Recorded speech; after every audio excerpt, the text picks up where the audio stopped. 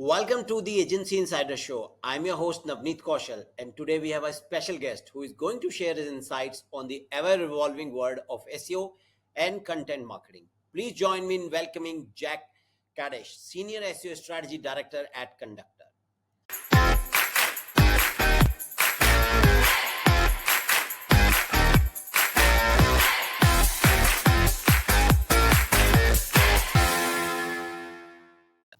Hey everyone. Jack, welcome to the show. Yeah, thanks for having me. Excited to be here.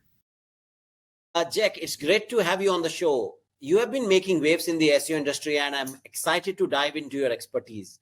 Before we get started, could you give our listeners a brief introduction about yourself and your journey in the digital marketing world?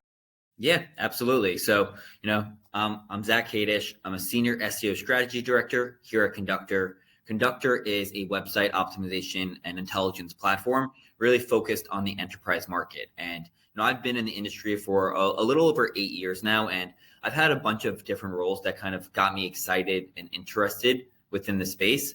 I really just started in the space doing keyword research, setting up, accounts to figure out what phrases they're relevant for and what phrases they want to rank for. But then I wanted to kind of put more energy behind like the other side of it, like how do they get to rank for these keywords? How do they actually start to, show up and become more visible? So I had a lot of great mentors here at Conductor. I read a lot of publications and books related to SEO, and then I actually put some of this stuff to the test with some of the clients that we had, and on my own personal side as well, which I've kind of started to then move up in my career in different positions within the SEO space. I was an analyst, then a strategist, and now I'm a director here at Conductor in terms of SEO strategy. But it's really great because I get to work with a lot of cool, interesting clients in a lot of different industries, which I feel has really helped me learn what works and what doesn't from both the content and the technical side. Okay. Now, how has your approach to SEO strategies evolved over the year, especially with the rapid advancement of AI and LLMs and machine learning? Yeah, absolutely. I mean, that's one of the best parts of SEO is it's never mundane. It's always evolving. It's always changing. You always really have to stay up to date with what's happening. I mean, obviously content is a very big thing when with websites, with visibility and with AI and LLMs, that is really taking up some of that market share and traffic and clicks from competitors or from your own site even as well. It's taking up a lot of real estate. So it's changing a lot in terms of you might see a decrease in traffic. You might see a decrease in clicks moving forward now because of what's happening. But in my opinion, it's better to still be visible in these LLMs, in these AI overviews by creating content than not having it. Because if you don't have it, you're definitely not going to be sourced by LLMs and by Google or these AI overviews. Okay. Are there any specific AI tools or applications that you find particularly promising? I mean, yeah, obviously here at Conductor, we are, helping you track and monitor your presence within AI overviews. There's obviously other tools out there that are doing that as well to help you better understand. Not only are the keywords that you care about, are they generating an AI overview, but are you actually ranking and are you present in those spaces? So, I definitely think it's important that if you are within the SEO space, that you're using one of these platforms to help monitor your presence there, because that's still a really good way to prove out, are you relevant? Are you authoritative around this topic? Because, if you don't have these tools, how are you proving out that you're showing up in these spaces? And how are you monitoring if you're being relevant or being referenced in these areas? Right.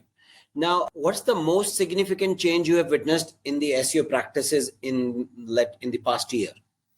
Yeah, I mean, obviously AI overviews is probably the biggest one since we've already kind of touched upon that. I think the next biggest one is kind of just like the quality of Google search results and how it's changing very, some people say negatively, other people say, it's just kind of it's evolving and it's different. For instance, user-generated content has become more and more prominent within Google than ever before. I'm sure if you've Googled anything, whether it's related to, restaurants, health insurance, whatever it might be, you're seeing user-generated content. One of the biggest players in the space is obviously Reddit, where you can't go on Google without seeing Reddit nowadays. But it's also interesting to see these other forums that are very niche, that are very specific to your topic also appearing. Obviously, there's some forums out there I've never heard of, but I'm seeing them more and more often for my clients And those are technically competitors now. So, we've started to try to use those to help figure out what content might we want to add to our site. What things do we want to talk about on our site that are related to these forum topics that are ranking and showing up on Google? Right. We're going to talk more about the user-generated content as we go further in the show. Sure. Now, we have heard a lot about the concept of clickless search. So, how do you think this trend is affecting the way we approach SEO and content creation? Yeah, it's definitely impacting it, because obviously when we want to create content, one of the main things that executives want to see is like, how is it producing? Are you getting clicks? Are you getting traffic? Is that helping with any conversions? What's happening with the content that we're investing in? Obviously, with zero-click searches and how it's becoming more and more prominent, there's going to be likely a decrease in your clicks, in your traffic because of this. But in my opinion, I still think it's important, if you want to be an authority in your space around a topic you care about, around your service line, you need to create this type of content on your site. You just need to start to think about what type of content is worthwhile to create. So I'm still a big proponent, and I still do recommend to all my clients to create content that is relevant to their industry, that is relevant to what they care about. Because that's the best way for users to still find you. That's the best way for Google to understand what you're talking about. Because yes, while there is a decrease in clicks and traffic, a lot of consumers don't necessarily trust AI fully. They still want to read it from a website. They still want to better understand what's going on. And also, if your brand's being referenced or present in those spaces, that's also kind of a signal to users that, hey, this domain kind of is authoritative around this topic, and maybe they'll click into your site. Right. Let's talk a little bit more about the content strategies and, of course, user intent as well. Now, Sure. in your experience, how has user intent evolved over the past year, and how should content marketers adopt their strategies accordingly? Yeah, obviously search intent, user intent is probably one of the most important or the biggest factor in terms of when you're thinking about what type of content to create. You really need to figure out, okay, what does Google feel the user wants in this instance? Or what are my consumers looking for when they're typing in these queries? User intent has changed a lot in the sense that I've seen people actually search a lot more conversational, a lot more longer tail more frequently now, whether that's due to the rise of smartphone searches and, they're used to that kind of conversational manner, whether they know what they kind of want nowadays when they're searching. So they're typing in very specific longer tail things. So it is really interesting when you're doing this type of research to see how people are searching. In terms of user intent, though, you really need to make sure that the content we're creating is aligned to what the people are searching for. So, at different stages of the buyer's journey, people are looking for different types of content. So it's really important in that beginning stage when you're doing that research to make sure that the content you have is aligned to what the user is searching for. But yeah, I think the biggest evolving shift is that people are typing a lot more longer tail, a lot more conversational. And sometimes that doesn't necessarily mean they're in the informational stage. They could actually be in a later stage and still typing in very specific things. Okay. Right. That's an interesting take, because normally people associate searches with the intent. Right. Exactly. Now, with the rise of voice and visual search, what adjustment do you recommend for optimizing content beyond traditional text-based approaches? Yeah, obviously the way that people are searching isn't just on Google anymore. People, it's very interesting actually, because as we were growing up, people would always use the phrase, Google and search as like synonymous. Like if you didn't know something, go Google it. You should go Google this if you don't know it. That's not the case anymore. A lot of people are actually saying like search it now, or maybe they go to TikTok, maybe they go to Reddit, maybe they go to Instagram or podcasts to even start to learn about a certain topic. So it is actually important that you are focusing on these different mediums, whether that's video search, whether that's podcasting or audios. It is important that you're focusing on other mediums and formats for your website, because people are consuming content in a lot of different ways now. And if you're not visible or you're not relevant in these other areas, then you're definitely not going to be found if someone isn't just going to Google or isn't just going to the more traditional forums. So it is important to actually focus on these other types of areas to be referenced and to be found. Okay, so do you have any tips on how the content creators can go about being found in these different search engines? So it's similar to when you create any type of content. Like one of the first things you want to do, obviously, is see like are these keywords that I'm targeting, do they generate videos? Do they generate different types of podcast results that are showing up? You could do keyword research related to video results, related to, these other areas, let's say in social, to better understand how people are actually searching in not just Google, but in other ways. So the first step is, if you're creating this content, is, are these results actually appearing on Google, on YouTube, on these other areas? What's relevant there? And then you also want to obviously structure your video or your podcast in a relevant way. You want to use an engaging title, engaging descriptions, and then a lot of times you can also repurpose already created content in the video format or in audio format. And you're just kind of reinventing the wheel with something you've already done, but in a different medium, so other users can actually have access to it now. Okay. So is there a tool which does this keyword research, or is more of a manual approach right now? So, there's obviously tools that are very specific to YouTube or to other, social media engines. There's obviously specific social media research tools out there that you could take advantage of. There's also instances where if you have like an SEO platform, let's say, you can actually see which result types are being generated by the keywords you care about. So there's definitely, a kind of a plug and play model where you can kind of use a mix of both there to better understand that. Obviously I'm using Conductor to do a lot of this research, but there's also social media engines out there like SparkToro, or, there's other ways to kind of better understand how visible you are or how many mentions these phrases are getting over time. So previously, the approach used to be you do a keyword research and then you put an intent, which is commercial, informational, transactional. Now you actually make one more column which says the type. So it's like what kind of a content you can create, maybe a video, a podcast.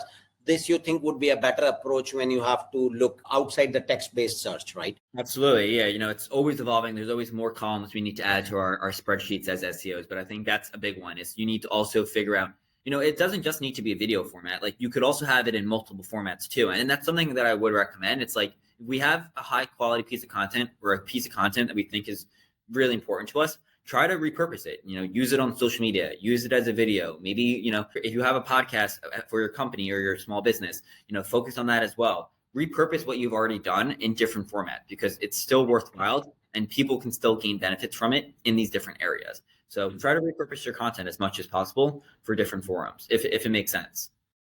Okay. And any recommendations for voice search as well when we are doing this? Voice search, there's always been kind of this popularity with it, or people say that it's going to become more popular over the last years. I haven't necessarily seen that voice search has kind of become more prominent in the last few years. People don't necessarily rely on voice search all the time.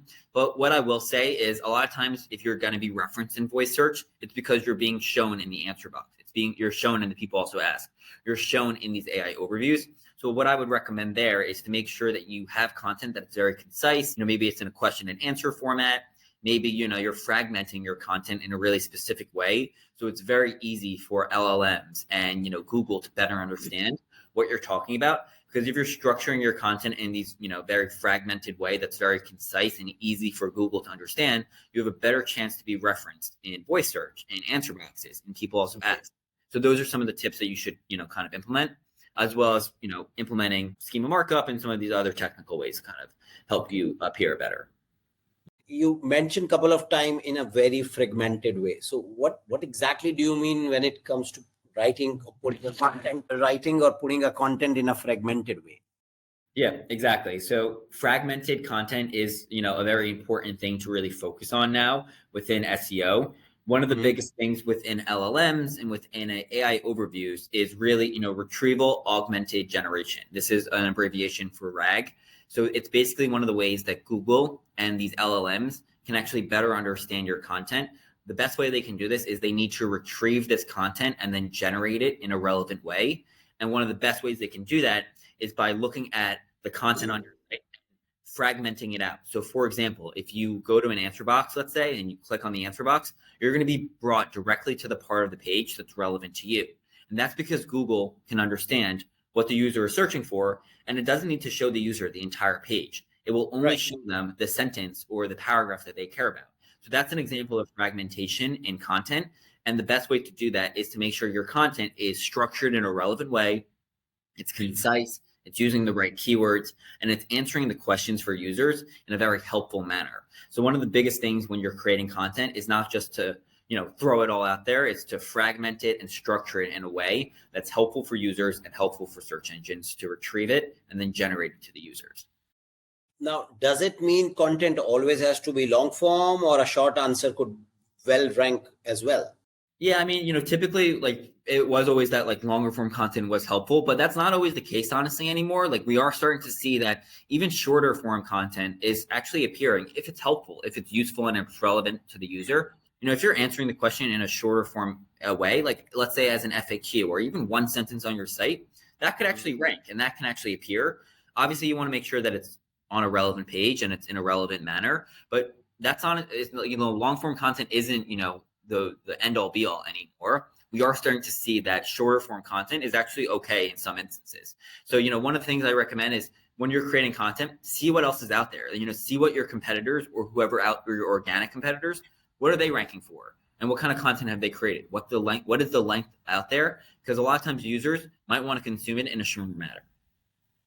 So so because the traditional approach was choose a keyword, go in top 10 results, what kind of results are coming, and try to, let's say if the result is coming for on an average of 1,000 words, try to create a content of 1,200 words to beat that. Does that approach still works or no? I mean, to some degree, like if Google is ranking top rankers for a certain content length, it might make sense to like try to write that content in a similar manner, because in that sense Google feels like, hey, these users want longer form content here. I don't think you take it with a grain of salt. If you think it's you're just writing words to get to that length, then don't do it. I would try to make sure that at least within the content we're answering the right questions and we're helping users. And if it's shorter than what the other people have out there, that's okay. Then you monitor it, you test it out, you see if you're ranking well. If not, maybe it makes sense to add a little bit more content to that page. But I don't think it's necessarily you have to match what your competitors are doing in terms of content length anymore. It's more about relevancy, uniqueness, and authoritativeness. And if you're doing that in a concise manner, that's okay too. And does it also make a difference when you put where exactly is the content placement when user is looking for that particular information? Does it make sense to give it right in the beginning, or is there a methodology or no science? I mean, yeah, no, that's a good question, because a lot of times I do say like you want to really make sure that your most important types of information is above the fold, is right away in the like right when the user lands on the page. They want to better understand what this content is about, and they want some quick answers around their content. But it doesn't necessarily need to always be above the fold. That kind of goes back to that fragmentation piece, because a lot of times you might be brought down to the end of the article or in the middle of the article. But the reason you're being brought down to somewhere else in that article is because that part of this article is answering the user's question. And it's usually answering the question in a relevant way because they've structured it in a good way. They're using relevant header tags. They're answering the questions right below the question in the first sentence. So even if you're not doing it above the fold, try to do it within the first few sentences of that new paragraph. That way the fragmentation and Google can retrieve it in a relevant way. Does including more visuals helps when writing these type of content, maybe a video or maybe more images? Does it help from an SEO perspective? I think it can always help from a user experience perspective, let's say, because if you have engaging mediums, if you have other visualizations on the page, one, they could stay on the page longer. Two, they might actually like to like that medium better. Maybe they're not always, maybe they're a visual learner, or they actually like to learn better through reading. So you provide them different options on the page. And that's also another way to, potentially rank for more keywords. You're giving Google more information around what the page is about. But, in a sense, I think it helps with user experience, which obviously, correlates to SEO eventually, because if you're providing a good experience to your user, you're likely to rank better and become more visible because users are having a good time on your page and learning more information around it. So I always recommend to try to include some visuals, whether it's images, audio, videos, whatever it might be. Try to include that on your site to help make the page a little bit more of a better experience. And when it comes to video, does it make sense? I mean, do you have any specific recommendation? Should it be a YouTube embed or should it be a Vimeo, or it doesn't matter? I mean, I typically always recommend to do a YouTube embed just because Google does own YouTube. So I feel they give it a little bit more preference. I don't necessarily know if that's the case, but, we'd rather be safe than sorry. So I always, refer to YouTube. YouTube is obviously also, I think the second biggest search engine now. Yeah. So it's like, might as well create a content on YouTube as well, because if people are going to YouTube, we want our video to be, shown and surfaced there. And that way you can also optimize your YouTube video with relevant keywords, with relevant description, with a link back to that article. So that way you're kind of internally linking everything between your channels and between your mediums. Right. Now, how has the integration of AI in search engine changed the game for content creators? Yeah, AI has made, I think, people's lives a lot more efficient. I obviously don't think you should write content fully with AI. You need to add your own tone, your own voice. You need to really show you're the authority around this instead of taking, hours to create a content outline or, think of what keywords to potentially include in your title. You can use AI to give you some recommendations to structure your content in a different way. And then as SEOs, as content marketers, that's where we use our experience and our knowledge to make it sound better, to, help create this content in a high quality manner. But it's making you more efficient. I don't think AI is here to replace digital marketers or SEOs or content marketers, but people that are using AI are going to replace the ones that don't, because they're being more efficient with their jobs and they're focusing on more strategic things and not getting, bogged down by the nitty gritty of some of this more mundane stuff. Right. And so you've spoken about before about the importance of UGC or user generated content. Now, can you elaborate on how UGC platform shapes content strategies and its impact on the SEO? Yeah, absolutely. I think this is one of the biggest things that's happening right now on Google is user generated content is really taking over Google because Google lacks firsthand experience and they want to try to make up for this with the user generated content that's already created out there. What I would recommend for your brand or for, any business out there is if you're starting to see user generated content appearing for the keywords you care about, see what's ranking, see what people are talking about. If you don't have that kind of content on your site, that could be an instance for figuring out how we can get similar types of topics or content on our site as well. Maybe we're not answering the right questions. Maybe we're not talking about the right types of things that users actually care about. Obviously, there's also ways to integrate user-generated content directly on your site. You could have people leave reviews or submit before and after photos. Or I've even seen some brands creating their own communities. And that's another way for people to engage and create content. And you're not even really doing that much of a lift in a sense because the users are creating content for yourself. But again, managing and owning a community is kind of a full-time job. So if your brand doesn't have the resources for that, I would recommend doing keyword research around these forums. Put those URLs into your keyword research tool, see what they rank for, and then create content related to that topic. So when you say create content related to that topic after looking those URLs which rank, so does it mean host that content on our website or put on those platforms as well? I would host it on your own website because you want to gain the benefits of that from your own website and you want to become more visible. So it's kind of reverse engineering what the forums are already ranking for and then creating that on our own site as well, because clearly users care about that. So it's just trying to write it from our own experience and our own perspective.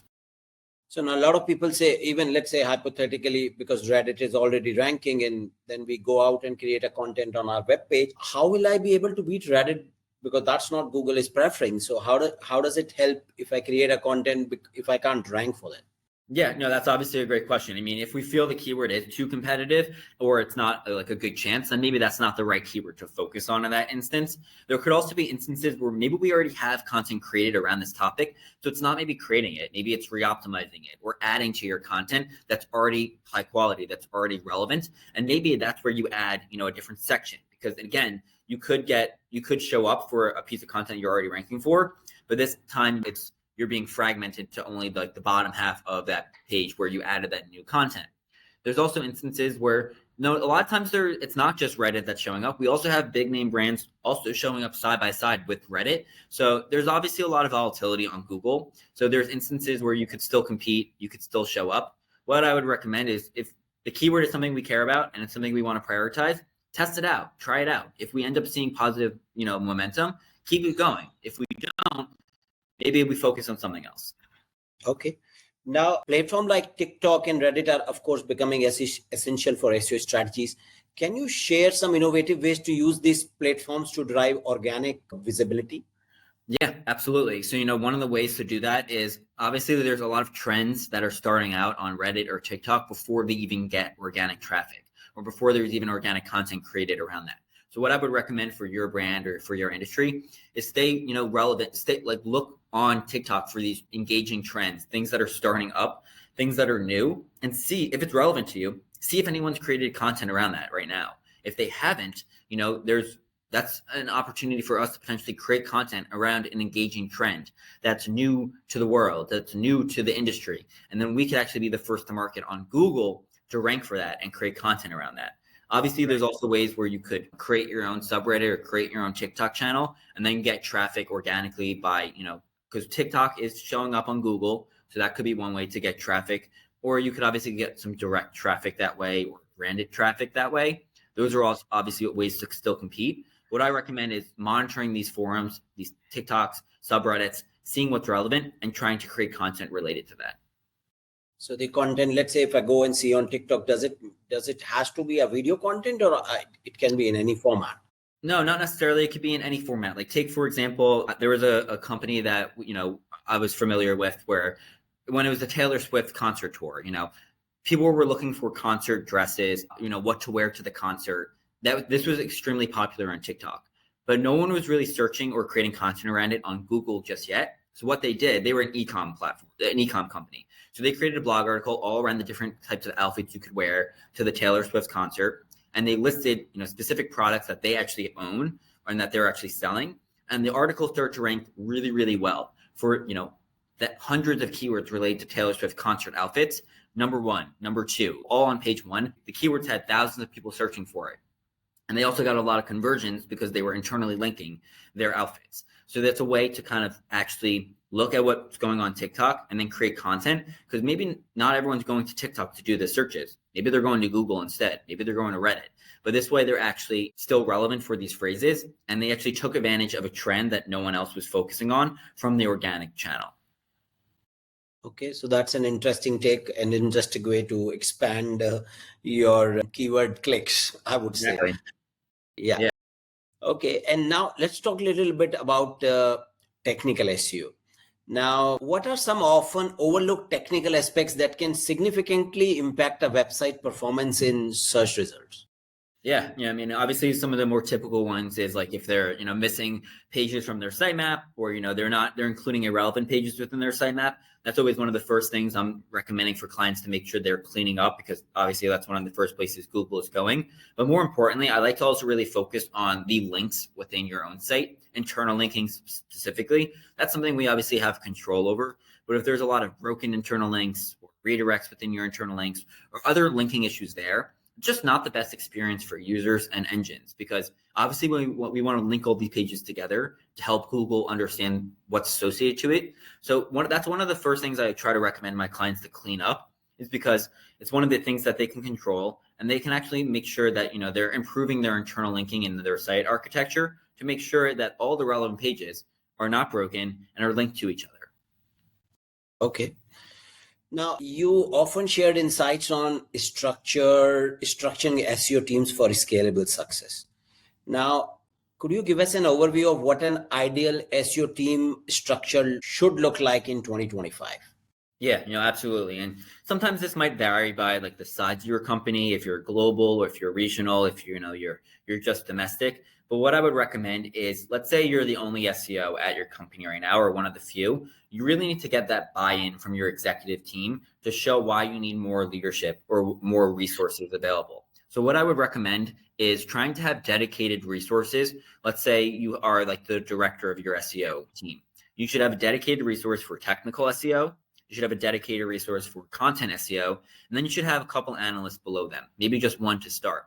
But that way you're really showing that these people are focused on the cleanup of the site. These people are focused on, the creating of the content related to our site. And then we have analysts below them to help them do some of those other, other specific tasks that could be related to either of those aspects. But that way you're really focused on both of the main channels within SEO, let's say technical and content, to make sure that you're a well-rounded team. And by doing that, you can actually start to get more buy-in for other positions related to those teams and start building up those teams individually. So I think that's one of the best ways to initially structure a team. Obviously, this could differ depending on if you're a global team. You might need to do that for different regions because, sometimes you have different parts of the website. Sometimes you have different, domains even that you're owning. But starting off small and then building up is the best way to scale and prove out this. Okay. Now, how do you see the roles within SEO team evolving, especially with the increasing overlap between SEO and other digital marketing disciplines, and now with the AI coming in? Yeah, I mean, there's obviously a lot of skills that SEOs are trying. Sometimes you wear many hats in this sense, where you're not just the SEO, you're also doing paid search, you're also doing content marketing, you're also doing social media. I would try to say, if that's something that you're currently doing, is to try to prove out why each of these roles, while they are helpful and it's helpful to learn all of that, you actually need dedicated roles for each of them, because all of those are technically full-time jobs. I think it's important to make sure that you're relevant and you have knowledge in those areas, but it's hard to kind of do that fully if you're focused on so many different channels. It's hard to do that. So what I would recommend, honestly, is trying to collaborate with these different teams internally, break down those silos. That way you're all working together towards the same goal, because anyone that touches your website is having an impact on the website, is optimizing the website in some degree, sometimes negatively, sometimes positively. So it's really important as SEOs that we stay sharp on all these skills and knowledgeable in all these skills, so we can talk to these other teams to show them why it's important that we're all focused on the same goal of getting users to our website. Okay, let's talk about future proofing SEO strategies. Of course, there is no word future proofing, but just for the sake of it, with the AI and all this Google experiments. Now, looking ahead to 2025, what do you believe will be the key areas marketers need to focus on to stay ahead in SEO? Yeah, I mean, I think something that I always continue to preach, and it's not necessarily future proofing it, but it's more so just making sure that no matter what happens, we're still relevant, is creating content for humans. Human-centric content is the most important thing. Obviously, there's the rise of AI engines, there's the rise of AI overviews. We shouldn't be creating content for these AI search engines or for Google. You need to create content that matches the heart and the soul of your user. You need to really focus on what the users care about and what humans care about. So in the end of the day, you really need to make sure that on your site, when we create content, when we create any type of landing page, that it's built out for a user and that it's helpful for a user. So it's answering their questions, it's unique to them, it's solving a problem, it's sparking some type of conversation. So we really need to make sure that the content we create, the websites anything that we have on our website is helpful to a user and helpful to a human, and really focusing on that. Something is a way to really make sure that no matter what happens on Google, you're going to still be authoritative and relevant. Okay. Now, with search behavior shifting towards more conversational queries, as we discussed, how should marketers adopt their keyword research and content creation process around these conversational queries? Yeah. That's why it is kind of interesting that people are becoming more conversational, more stream of consciousness when they type. And that's why I do think that keywords in themselves, in terms of search volume and in terms of rankings, might not have as much of an impact in the future anymore, because if someone types in something very long tail, stream of consciousness, that's not going to have search volume. And it's going to be hard to track that and understand the rank. So what we really need to do is understand the conversations that users are having. This could be through the social media forums like TikTok or Reddit. This could also just be doing your general keyword research and trying to expand on that in terms of how you would actually talk about this topic. So it's taking the keywords that you're doing the research around and then making it sound more natural, and making sure that within our content, we're not just keyword stuffing or using, the same generic keywords that every keyword research tool spits out, but it's being more conversational and providing that firsthand experience, because sooner or later, search volume is going to change a lot, where we might not monitor it in the same way we might in the past. Right. And it is also true that search volume is something which is very subjective. You would never get a real number from any of the tools, including Google. Exactly. And that's why don't necessarily just focus on the demand. If you find a keyword that's very long tail and it's relevant, use it. If it's helpful for your users, if it matches the kind of content we're creating, put that in your content and make sure that it's, it's showing up there, because there's obviously a lot of content out there that might not be ranking for stuff or for general keywords that we're used to, but it's still getting traffic and it's still helpful to have on our site. Right. Now let's talk about measuring success and ROI. As SEO continues to evolve, what metrics do you think will be most crucial for measuring success in 2025? Yeah, absolutely. I mean, I think proving out the ROI of SEO is always one of the harder things. Obviously, when you're comparing it to other channels like paid or email or social, it might be a little easier on those channels. I think one of the things to focus on within organic space is like, obviously with all of these, zero click searches, traffic and clicks, which used to be one of the main things we focused on, we might see a decrease there. What I would try to focus on for the time being right now is really your ownership of the real estate, your market share on page one. How visible are we for the keywords we care about versus our competitors? Are we consistently ranking on page one for the phrases that we are trying to target, that we are creating content around? And then obviously trying to make sure that you're measuring in a relevant way of the organic revenue that we're getting from our site and from these search engines too.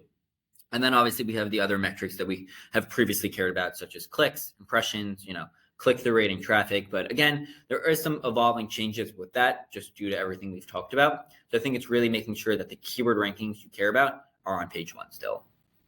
Okay.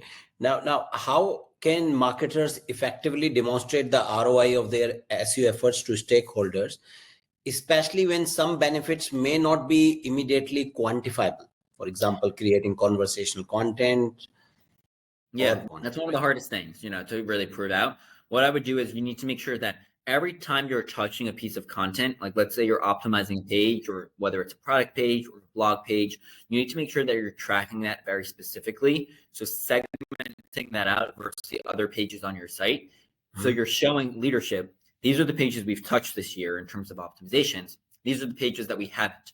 Look how much better they're doing in terms of traffic or revenue. Obviously, not all that could be potentially due to the impact that we're having, but It's still showing that what we're doing is working. And if you're specifically targeting certain keywords, trying to tie that to the page you're optimizing it around can help leadership see, hey, this keyword wasn't ranking before we did anything. Now it's on page one. And after it's on page one, we've gotten X amount of traffic, X amount of conversions, to really tie it all together that the work we're doing is having an impact. Again, it might not necessarily be a one-to-one, but it's better than nothing. And it's really a way to make sure that you're having a seat at that table to show why we need to continue to invest in SEO and why we need to really build out this team and continue doing what we're doing. Right. Now, in your opinion, what's the biggest mistake you see marketers making when it comes to tracking and reporting SEO performance? Yeah, I mean, the first biggest thing is that they're not doing it. Honestly, they don't have it set up properly. Another one I see is that they're not setting it up. I recommend to track and create, track all this stuff before you even make a change on your site. Because if you do it after you made a change, sometimes it's too late to kind of see the impact in a sense, because you really want that before and after story. You want to see how this keyword or this page was doing well before you touched it, and then you want to compare it well after. So you want to see that trajectory out there. I also recommend you need to continue to monitor it. You can't, if you make a change, you need to keep looking at it every single week. If you're not seeing any positive momentum for the first few weeks or a month, maybe go back and change it. It's not working necessarily. So you need to kind of learn from what you're doing and kind of change your strategy. I see way too often that sometimes marketers wait way too long, and it's, we've already wasted half a year and nothing's happened. So you have to really take action earlier and consistently monitor what's going on. Okay. And let's talk a little bit about backlinks. And of course, so how much do you think building backlinks will be relevant in 2025? I think it's definitely an important factor. Obviously, something I always kind of say is if you're creating high quality content, the backlinks will naturally come because people will want to link to your content if you're doing it in a relevant manner. Obviously, it also depends what industry you're in. Sometimes some industries are a lot more authoritative than others. So that, if you're in the insurance space, a lot of times now, government websites are actually outranking, regular companies. So in that instance, it might be helpful to work with, whether you have an internal team or you're outsourcing it, making sure that you're getting authoritative links to your relevant pages using the right anchor text is definitely a good way to help Google and signals to Google that you're an authoritative domain in the space. So I think, it's helpful, obviously, in that sense, depending on what industry you're in. So it's definitely something that you need to keep in mind if you're not really seeing any traction for your relevant phrases. So are you a fan of any specific type of backlinks building when it comes to building backlinks? I personally, I like to focus on the more natural way of doing it in terms of just making sure that, obviously if you're creating content, people are going to link to you. But I do think that in some instances, it could be helpful to investigate what, let's say some of your top competitors, where are they getting backlinks from, and trying to reach out to those specific sources to try to get links as well and back to your site. because it's just another way to increase your visibility. It's also another way for users, if they're consuming those mediums, to go back to your site instead of a competitor's. So there is some ways that you can kind of take advantage of what your competitors are already doing, or just happening to be getting links from, and trying to get links in that instance. Now, are you a fan of paid backlinks? Personally, I don't always do that necessarily, just because I like to focus on the more natural way of doing it. Right. I do understand that, everyone has their own perspective on it, but personally, I don't necessarily focus on paid backlinks. Okay. All right. And when it comes to local SEO, is there any specific shift you start seeing in the local SEO, or it's still same way how it used to be done before? Yeah, local is becoming a lot more prominent based off of the query type. We've even started to see in the last few days that Google is actually now starting to show like AI organized local packs themselves.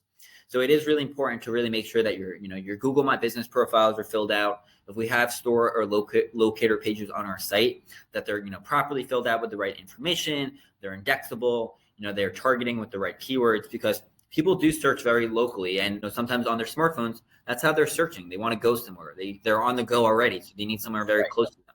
So it is really important to make sure that all those things are properly filled out. It's another really good way to bring people to your site. Even if they're not converting organically, they're finding you from an organic manner. So that's really why it's important to make sure that if you are a brick and mortar store, if you are focused on local SEO, that it's built out in a proper way. Okay.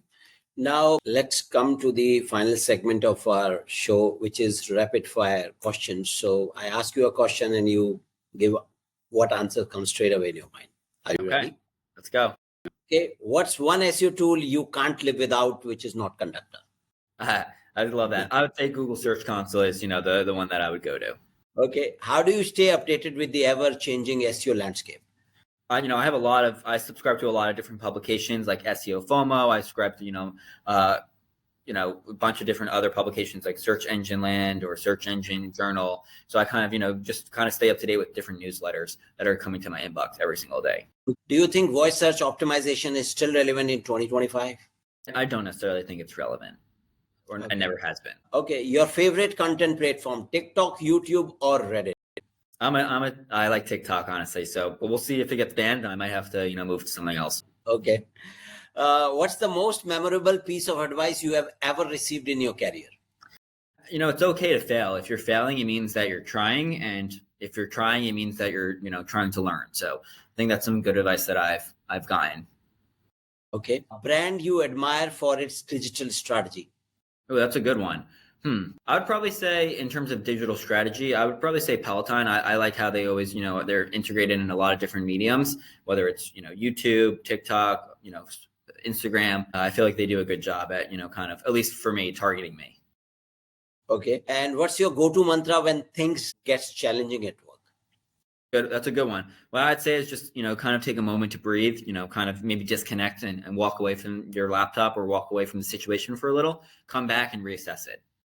How large is your team you are managing right now at Conductor?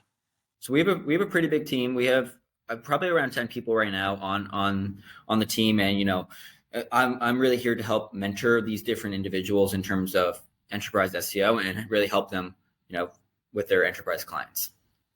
Jack, it's been an incredible, insightful having you on the Agency Insider Show. I really love the way you explained the keyword research concept going beyond user intent as well. And before we wrap up, what final piece of advice would you give to our listeners who are looking to elevate their SEO game in this year?